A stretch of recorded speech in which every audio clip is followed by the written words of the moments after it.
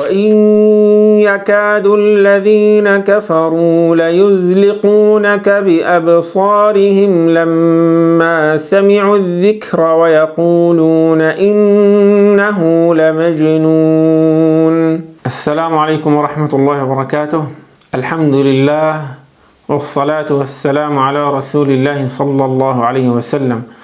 اللهم لك الحمد، لولا أنت ما اهتدينا ولا صلينا ولا تزكينا، فأنزلا سكينة علينا. مرحبا بكم أيها الإخوة الكرام في اللقاء الخامس والحديث عن الرقية الشرعية. كان الحديث في اللقاء الماضي عن السحر والساحر وعلامات الساحر وعن أعراض السحر، وكيف تعرف أن فلانا من الناس ساحر كذاب. واليوم بحول الله عز وجل وقوته نتعرف على العين وأعراضها، وكيف تعرف هل أنت مصاب بالعين. وفي البداية لا بد من ملاحظة: إن كنت بعيدا عن الله، تاركا للصلاة، عاقا للوالدين، قاطعا للرحم، تقترف المحرمات، فلا تأتي وتقول سأشخص نفسي لأعرف الأعراض، لأن كثيرا من الناس ممن اشتكى أن عنده أعراض العين أو السحر أو إلى غير ذلك من هذا حاله بعيد عن الله، عندما تاب اختفت الأعراض بفضل الله عز وجل. أما إذا كان الإنسان يصلي ومستقيم على أمر الله وحصل له شيء، الآن يشخص نفسه، لأن هذا يحدث. فالعين، وما أدراك ما العين، جملة من الأحاديث النبوية التي وصلتنا عن المبلغ عن الله النبي محمد صلى الله عليه وسلم قال: أكثر من يموت من أمتي بعد قضاء الله وقدره بالعين. حسنه الشيخ الألباني في صحيح الجامع. قال رسول الله صلى الله عليه وسلم: العين حق. وقال: لو كان شيء سابق القدر سبقته العين. وقال عليه الصلاة والسلام: أكثر أموات أمتي تحت التراب من العين، أو كما قال عليه الصلاة والسلام. وقال صلى الله عليه وسلم: العين تدخل الرجل القبر وتدخل الجمل القدر، تدخل الرجل القبر وتدخل الجمل القدر. قال صلى الله عليه وسلم: العين تستنزل الحالق. الحالق أي أنها تسقط الجبل العالي. وهذه قصة كما في مسند الإمام أحمد عن الحين من حديث سهل بن حنيف، صحابي رضي الله عنه دخل مرة يغتسل، وكان رجلا أبيضا حسن الجسم والجلد، فنظر إليه عامر بن ربيعة، مر به وكان يغتسل هذا الرجل وفيه ستار، ورأى ساقه، فقال: ما رأيتك اليوم ولا جلد مخبئة، العذراء التي في خدرها التي لا تراها العيون ولا الشمس. يصف جلد هذا الصحابي. فلبط سهل، أي صرع وسقط على الأرض بعدما نطق هذا الصحابي هذه الكلمة. فجيء به إلى النبي صلى الله عليه وسلم فقال: يا رسول الله، هل لك في سهل؟ قالوا له: يا رسول الله، والله ما يرفع رأسه وما يفيق.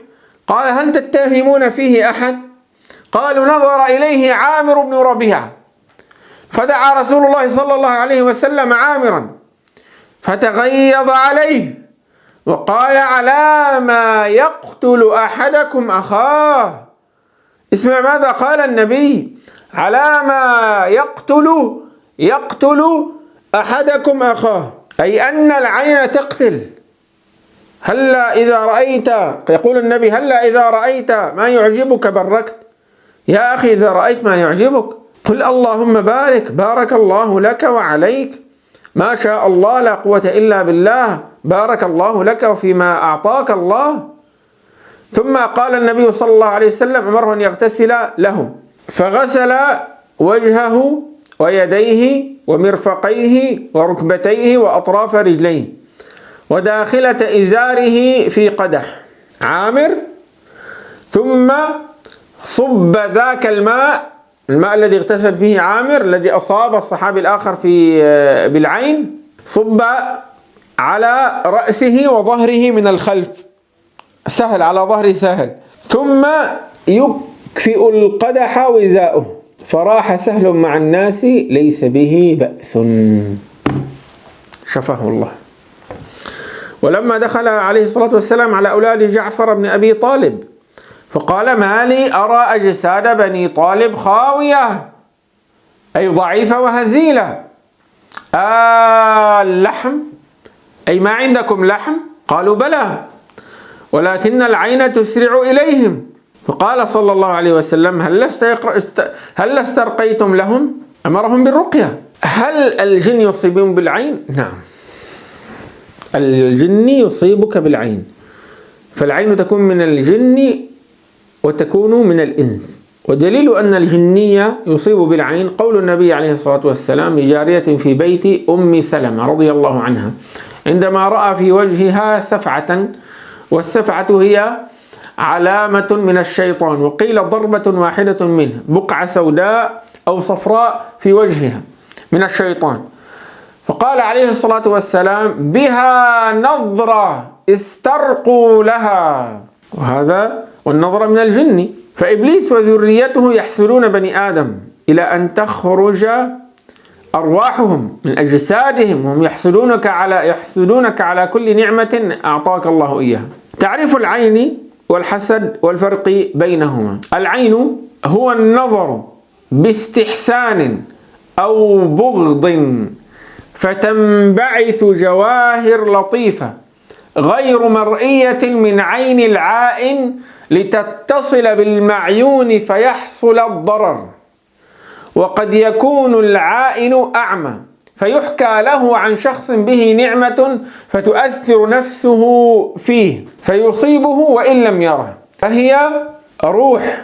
أما الحسد، أعاذنا الله إياكم من شر كل ذي شر، هو تمني زوال النعمة عن صاحبها أيا كانت تلك النعمة، وهو صفة ذميمة لأنه من صفات إبليس ومن صفات شرار الخلق قديما وحديثا، وهو البغض والكراهة لما يراه الحاسد من حال المحسود، نسأل الله العافية.